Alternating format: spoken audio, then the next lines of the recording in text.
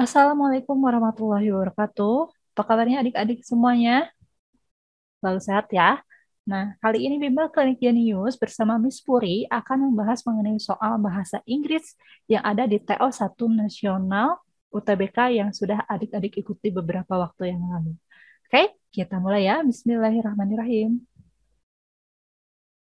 Oke, seperti yang adik-adik ketahui bahwa soal-soal bahasa Inggris di dalam UTBK itu berbentuk seperti ini ya, long reading passage. Jadi berbentuk teks panjang gitu ya.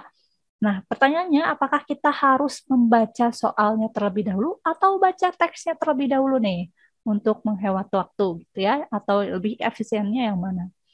Baik, karena kita berbicara soal UTBK nih yang notabene-nya kita dikejar-kejar oleh waktu dong, maka yang paling baik di sini adalah membaca soalnya terlebih dahulu, baru cari di dalam teks. Kenapa seperti itu? Karena kebanyakan kasus seperti ini, kita baca dulu keseluruhan teksnya, lalu kita baca soalnya, kita lupa lagi isi dari teksnya, balik lagi baca soalnya.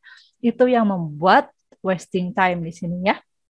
Maka dari itu, baca soalnya terlebih dahulu, temukan keywordnya apa di dalam soal, lalu cocokkan dengan yang ada di dalam teks, baru deh dipahami maksudnya kemana. Gitu ya. Kita mulai deh nomor satunya. Seperti apa? Oke, Oke, wait ya. Oke, main idea of this passage is that. Yang ditanyakan adalah main idea. Main idea itu ide pokok gitu ya. Ide pokok itu ada dua. Ada yang ditanyakannya seperti dalam teks ini, this passage gitu ya. Berarti yang ditanyakan adalah keseluruhan teksnya. Bisa juga main idea of the paragraph, of one paragraph. Kalau hanya salah satu paragraf ya sudah fokus di satu paragraf. Tapi karena yang ditanyakan di sini adalah keseluruhan teksnya, artinya yang diminta adalah topik gitu ya. Bagaimana menentukan topik dari keseluruhan teks? Yang pertama, adik-adik di sini bisa bisa langsung aja baca di paragraf ke satunya, gitu ya.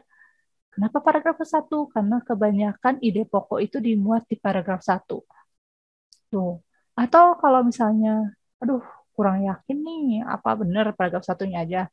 Boleh. Jadi boleh adik-adik kerjakan misalnya baca kalimat pertama atau dan juga kalimat akhir di setiap paragraf. Tapi ingat harus di setiap paragraf ya.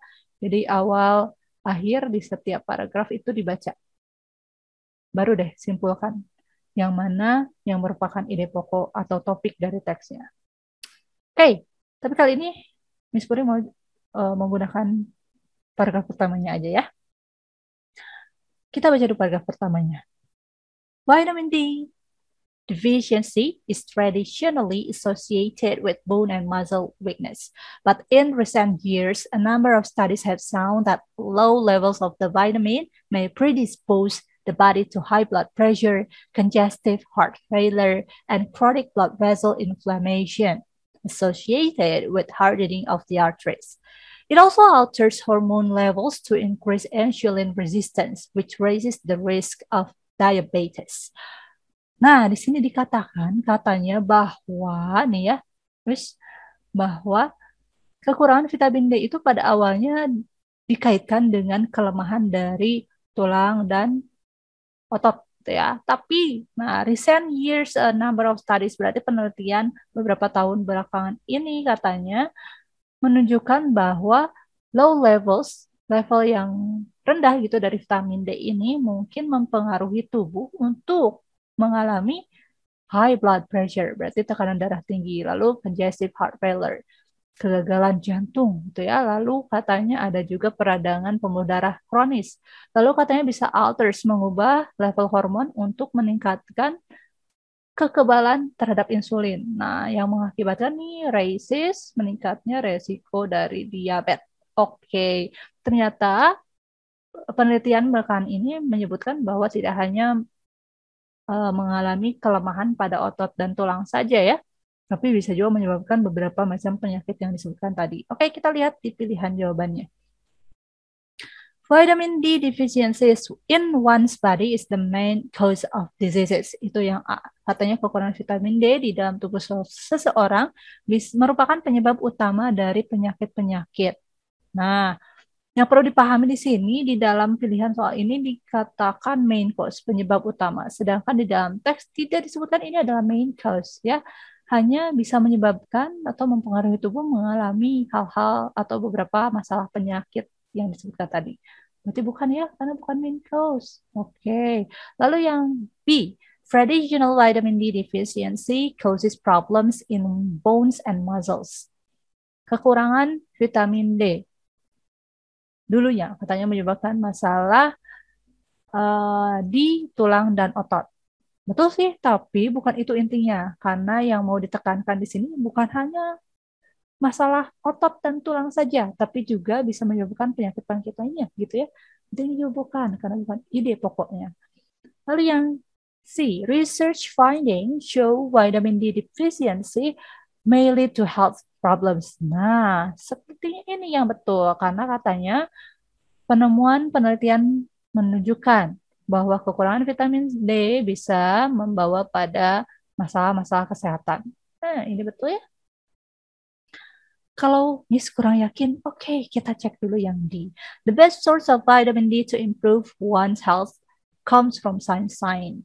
Oke, sumber terbaik vitamin D untuk meningkatkan kesehatan seseorang berasal dari cahaya matahari. Betul sih ya?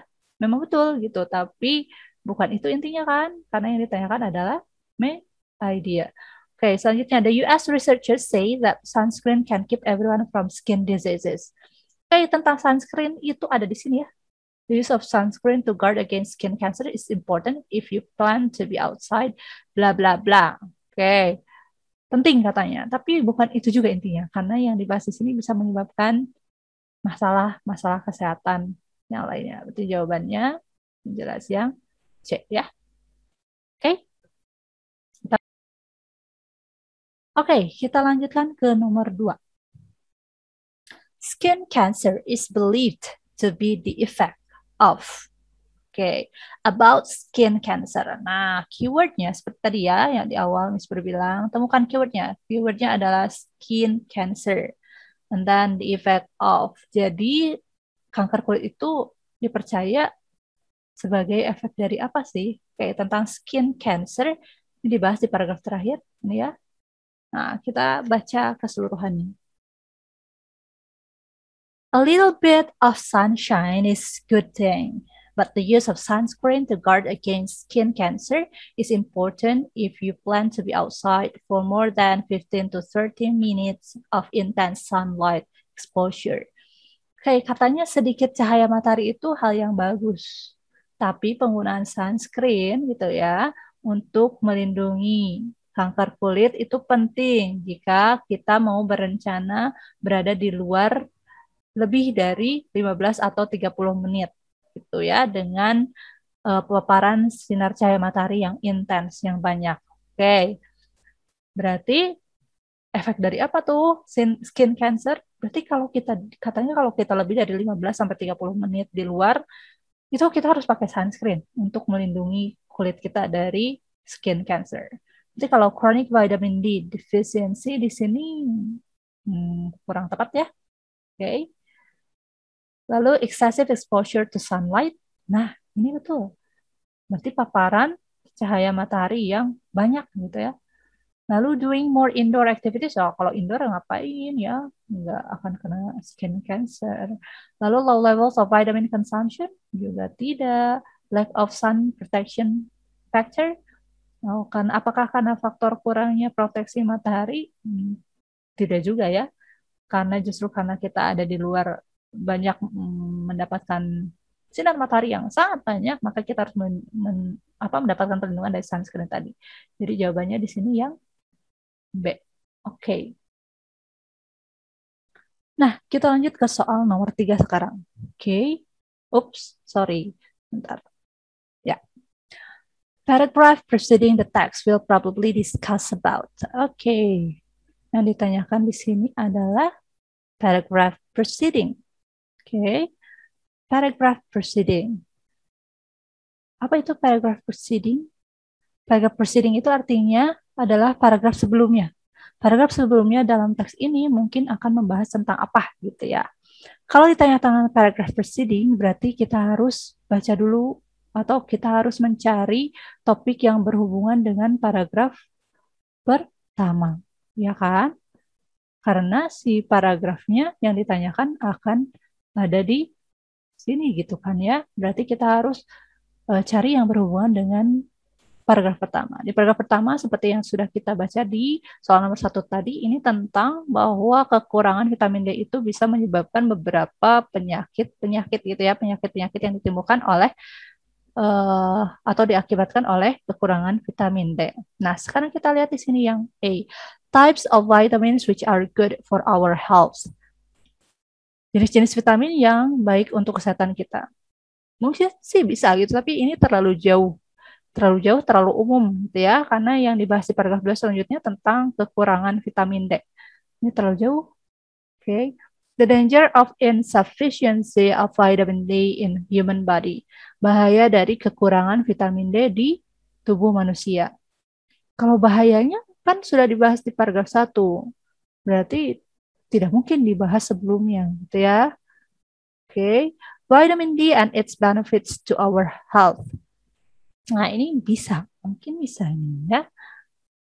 Karena membahas mengenai vitamin D. Lalu apa manfaatnya gitu ya. The danger of vitamin deficiency to our health. Ini setipe dengan yang B. Jadi bukan ya. The relation between skin cancer and vitamin D deficiency. Ini ada di paragraf terakhir malah skin cancer itu ya. Jadi jelas jawabannya yang C. Oke, ini jawabannya C. Oke, kita lanjut ke nomor 4. For whom the passage is intended. Oke, untuk siapa katanya teks ini ditujukan? Nah, kita lihat langsung aja ke pilihan deh ya. Doctors and medical staff. Kalau doctor and medical staff sepertinya sudah tahu tentang hal ini. The students of medical faculty. Bisa jadi, tapi apakah hanya sebatas itu saja?